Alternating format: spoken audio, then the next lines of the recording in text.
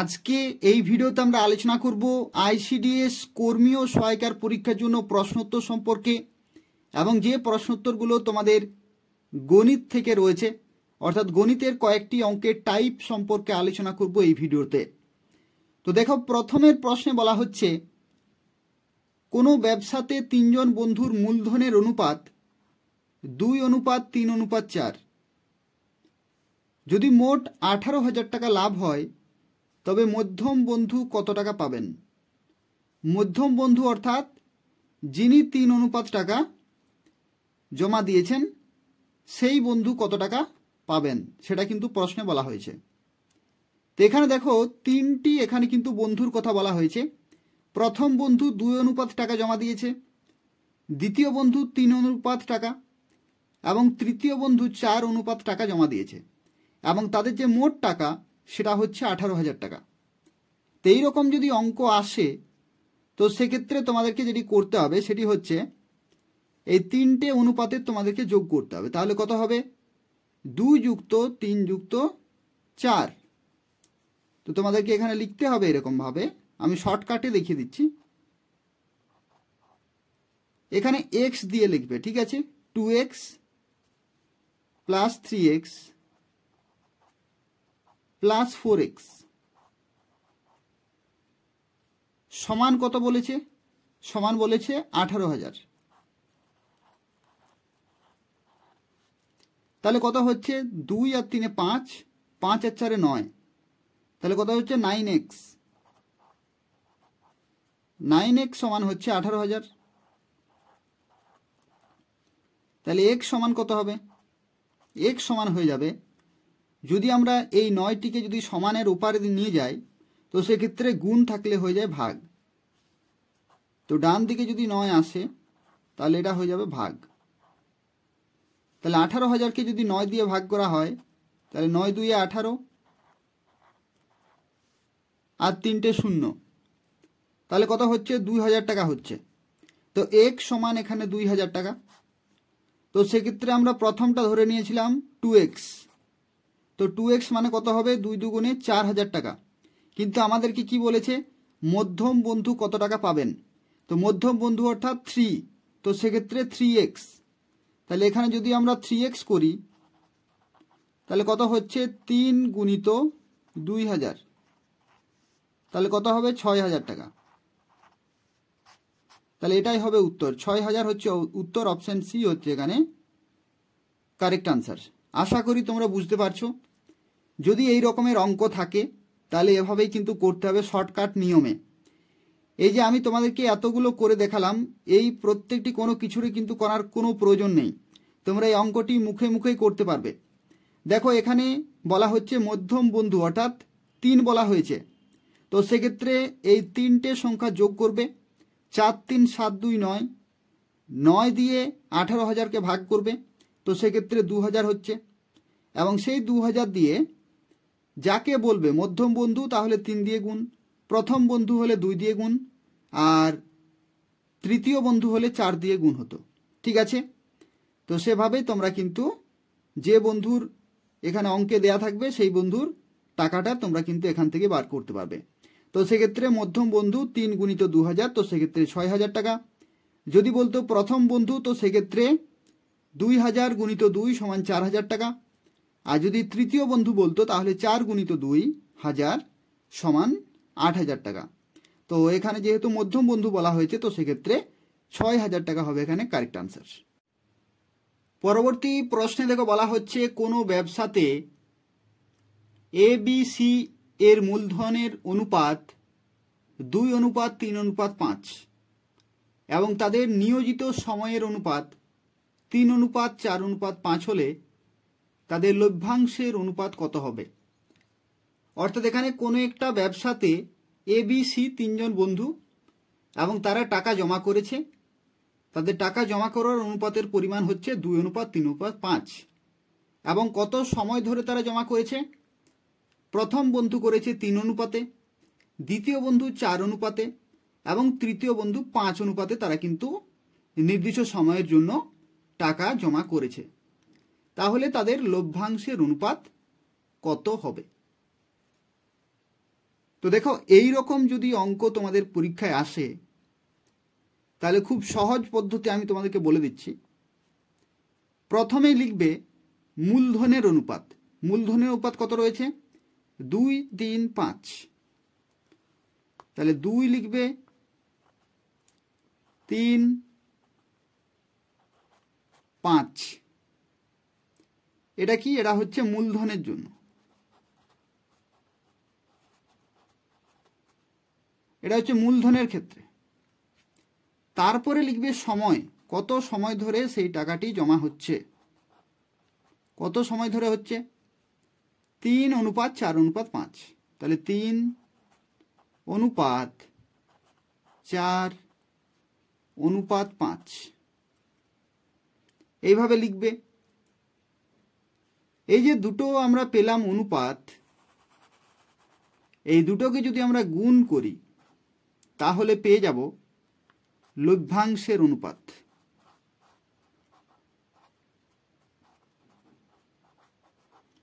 লভ্যাংশের অনুপাত তাহলে আমরা কিন্তু পেয়ে যাব, এবং তাহলেই কিন্তু আমাদের উত্তর বেরিয়ে যাবে।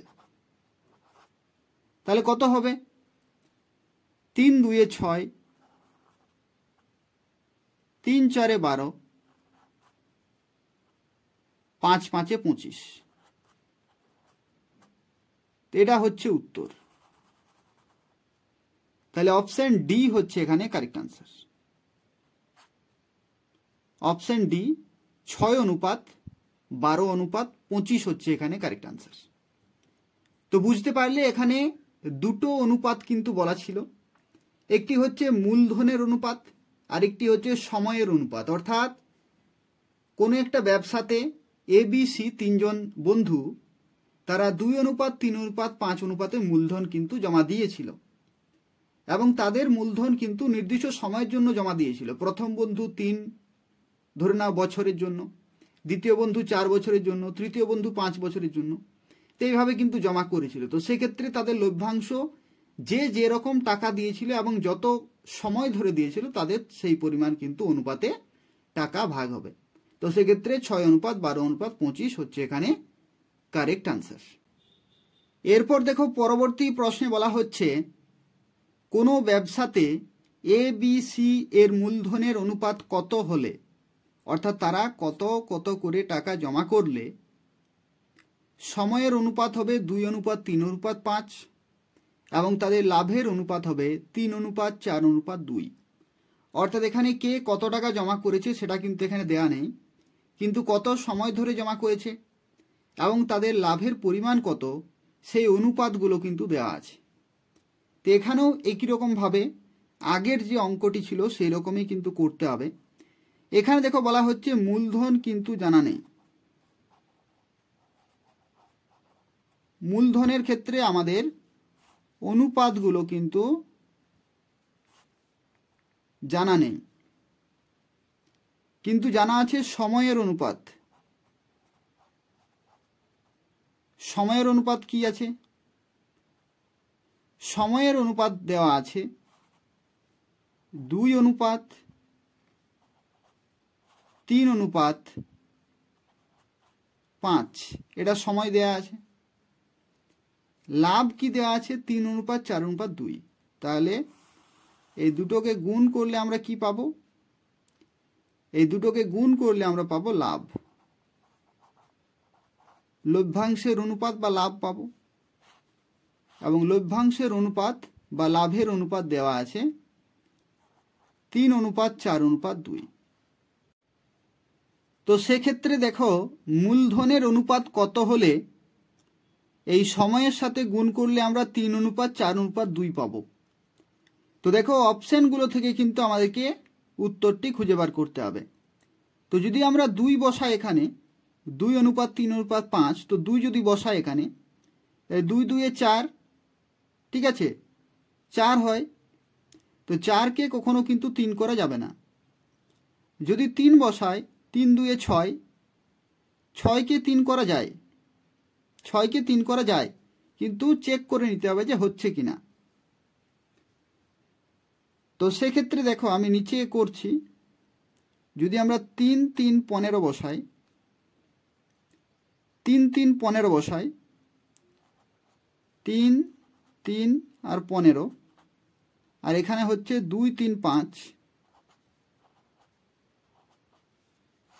তাহলে এই দুটোর গুণ হবে 3 2 6, 3 3 9, 5 15 75। তো সেক্ষেত্রে এখানে দেখতে পাচ্ছ এখানে কিন্তু যদি আমরা এখান থেকে 3 2 6 করি, 3 3 9 করি, আর 3 2 6, 3 5 15, তাহলে কত হচ্ছে 2 3 25 হচ্ছে। কাটাকাটি করলে 2 3 25 হচ্ছে, কিন্তু এটা কিন্তু লাভের অনুপাতে নেই। তো সেক্ষেত্রে অপশান বিও কিন্তু এখানে হবে না। পরবর্তী অপশান আমরা চেক করব, 3 4 2 আছে, আর এখানে আছে আমাদের 2 3 5, 2 3 5, 3 2 6, 3 4 12, 5 2 10। তো যদি 2 দিয়ে কাটাকাটি করি তো সেক্ষেত্রে 6 5 হচ্ছে, তো এটা হচ্ছে না। তো সেক্ষেত্রে এ বি সি কোনোটি কিন্তু হচ্ছে না। তো সেক্ষেত্রে কোনটি হবে কারেক্ট আনসার? অপশান ডি হবে 45 40 আর 12। 45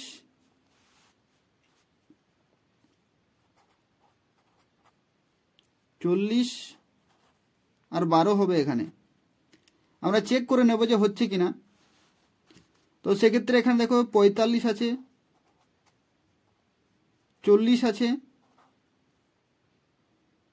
এবং 12 আছে, আর আমাদের সংখ্যা সময়ের অনুপাত আছে 2 3 5, 2 3 5।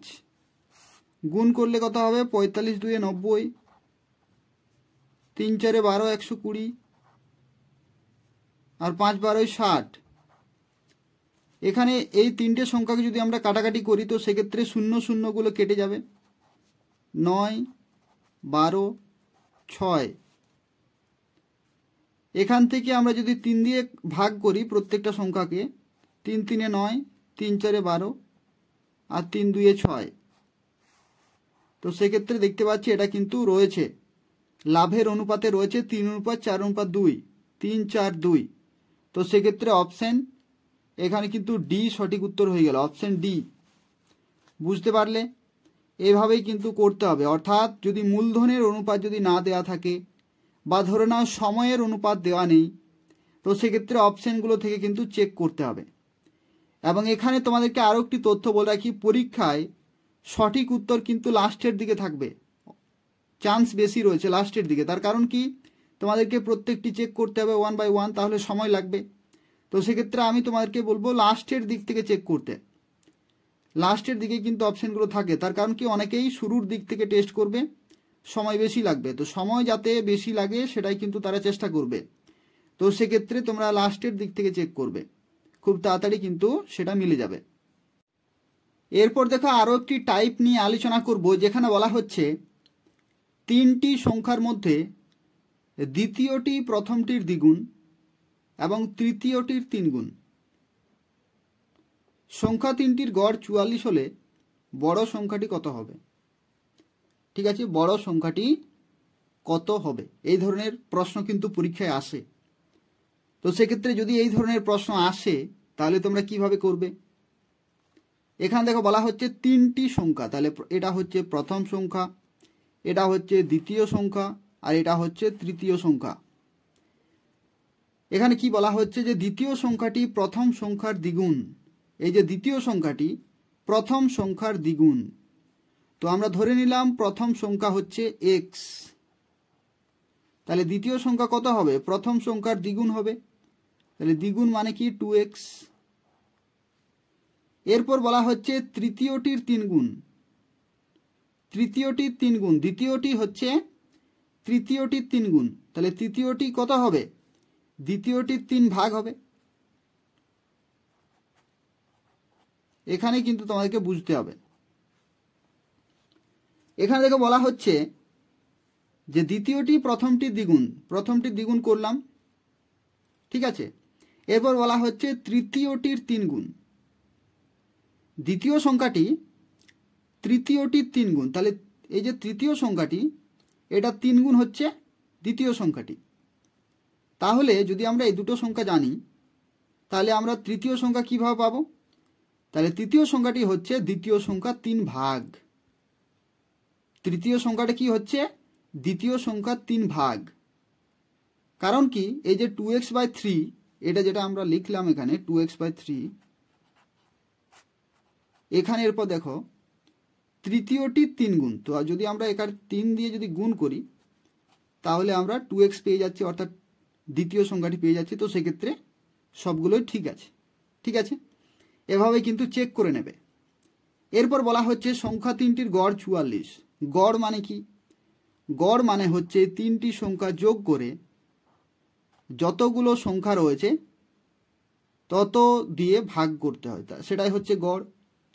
তো সেক্ষেত্রে এগুলোকে আমরা এরপর যোগ করব এবং তারপরে 3 দিয়ে ভাগ করব। তো যোগ করলে কি হবে? ভগ্নাংশের যোগ হবে, লসাগু হবে 3, তাহলে 3x হচ্ছে। এটা কত হচ্ছে? 3 2 6x, আর এটা হচ্ছে 3 3 মিলে গেল 2x। তাহলে এখানে কত হচ্ছে? 6 3 9 2 11x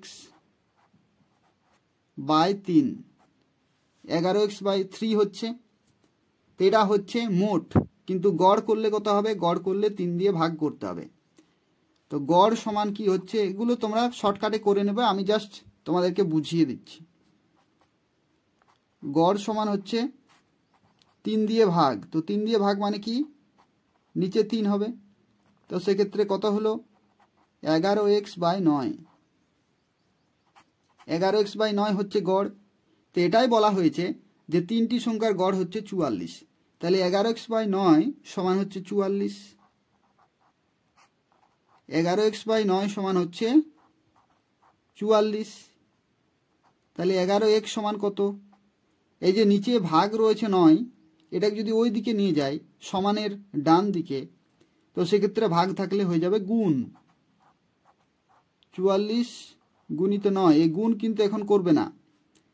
x সমান 44 গুণিত 9, এবং এখানে 11 ছিল, 11 গুণ ছিল, এটা হয়ে গেল ভাগ। 11 দিয়ে দেখতে পাচ্ছ 4 11 44 হয়ে যাবে, সেই জন্য গুণ করতে বারণ করলাম। গুণ করলে হতো কিন্তু সমস্যা হতো। 4 11 44, 4 9 36, 36। ঠিক আছে, x সমান হলো 36। এরপর প্রশ্ন কিন্তু আবার দেখতে হবে। প্রশ্নে বলা হচ্ছে বড় সংখ্যাটি কত? বড় সংখ্যা অর্থাৎ কত? আমাদের কাছে কিন্তু 3টি সংখ্যা ছিল। একটি ছিল x, একটি 2x, আর একটি হচ্ছে 2x/3। তো কোনটি বড়? এই 3টির মধ্যে কোনটি বড় মনে হচ্ছে? x যেটা হচ্ছে তার ডবল হচ্ছে 2x, এবং তার 2x এর 3 ভাগ হচ্ছে তৃতীয় সংখ্যাটি। তো সেক্ষেত্রে এটা হচ্ছে না, এটা হচ্ছে না সবচেয়ে বড়, এটাও হচ্ছে না, কিন্তু 2x সবচেয়ে বড় হচ্ছে। তার কারণ কি? এর দ্বিগুণ হচ্ছে দ্বিতীয় সংখ্যাটি। তো সেক্ষেত্রে এখানে সবচেয়ে বড় সংখ্যা হচ্ছে দ্বিতীয় সংখ্যা, এবং এখানে উত্তর কত হয়ে যাবে? 36, 36 দ্বিগুণ। তো সেক্ষেত্রে 72 হয়ে যাবে এখানে কারেক্ট আনসার। 72 হয়ে যাবে এখানে কারেক্ট আনসার। এখানে দেখতে পাচ্ছ এখানে কিন্তু 36ও আছে। ঠিক আছে, 36ও কিন্তু আছে।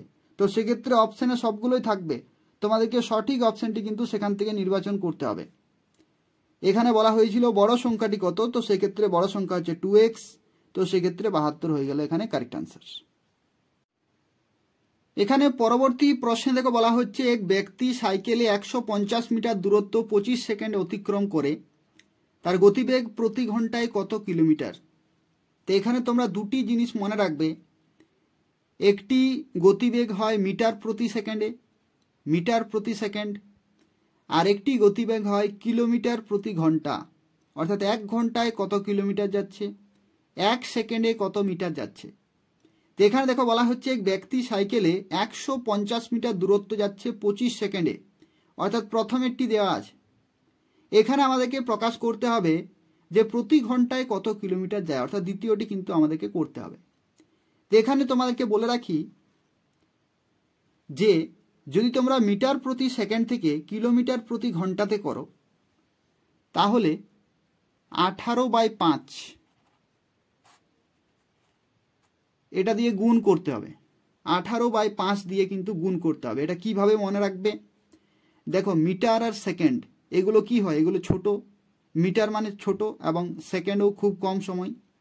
এখান থেকে তোমরা কি করছো, কিলোমিটার ঘন্টা, ঘন্টা মানে অনেক বেশি সময়, তো সেক্ষেত্রে 18 কিন্তু উপরে চলে যাবে, বাড়ছে মানে বড় সংখ্যা উপরে।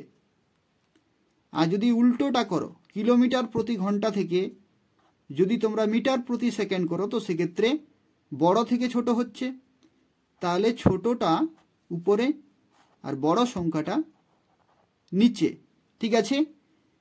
এটা থেকে যদি এটাতে করো, তাও সেক্ষেত্রে 5-18 দিয়ে গুণ, আর মিটার প্রতি সেকেন্ড থেকে কিলোমিটার প্রতি ঘন্টা করলে 18/5 দিয়ে গুণ। তো এখানে এরপর আমাদেরকে বার করতে হবে গতিবেগ, এই গতিবেগের সাথে কিন্তু এটা গুণ করতে হবে। তো গতিবেগের সূত্র কি, এটাও কিন্তু তোমাদেরকে এখানে মনে রাখতে হবে।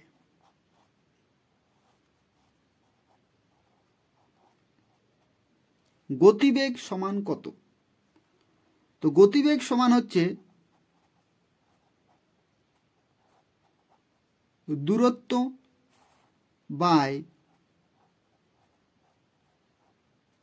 সময়। কত দূরত্ব, একটা নির্দিষ্ট দূরত্ব নির্দিষ্ট সময়ে যাচ্ছে, সেটাই হচ্ছে গতিবেগ। তো সেক্ষেত্রে এখানে দেখো দূরত্ব দেওয়া আছে 150 মিটার আর সময় দেওয়া আছে 25 সেকেন্ড। তাহলে ভাগ করলে কত হবে, এবং ভাগ করলে এটা কি বেরোবে, এটা বেরোবে মিটার প্রতি সেকেন্ডে বেরোবে, কারণ মিটার প্রতি সেকেন্ডে দেওয়া আছে। কাটাকাটি করলে কি হবে, 6 দিয়ে 6-25-এ 150, 6 মিটার প্রতি সেকেন্ড। এরপর এটাকে আমাদেরকে বলেছে যে ঘন্টায় কত কিলোমিটার, অর্থাৎ কিমি প্রতি ঘন্টাতে বার করতে বলা হয়েছে। তাহলে কিমি প্রতি ঘন্টাতে যদি আমরা কনভার্ট করি, তো সেক্ষেত্রে 18/5 দিয়ে গুণ করব এই 6কে যদি আমরা 18/5 দিয়ে গুণ করি,